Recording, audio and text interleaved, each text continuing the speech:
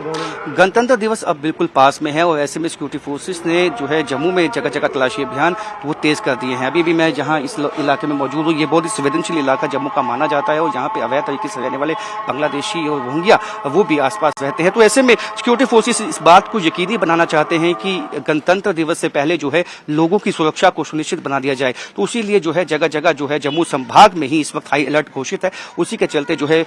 औचक जो है व्यापक एक मैसिव जो है एक तलाशी अभियान जो है इस इलाके जम्मू के इस बीचों बीच जो है इस इलाके में चलाया गया है। तो ऐसे में ये खदशात हमेशा से रहते हैं कि जो आतंकवादी हैं वो जब भी कोई गणतंत्र दिवस या कोई इंपॉर्टेंट डे होता है तो यहाँ पे कोई इसी घटना को अंजाम देने की कोशिश में रहते हैं जिससे कि यहाँ की शांति भंग हो। लेकिन यही जवान जो है ये हमारे मुस्तैद जवान जो है ये हमेशा इस बात को यकीनी बनाते हैं कि कहीं ना कहीं चाहे आतंकवादी कोई भी कोशिश करे लेकिन वो अपनी कोशिश में कामयाब ना हो पाए। और जो इस तरह के इलाके होते हैं जिसमें डेंस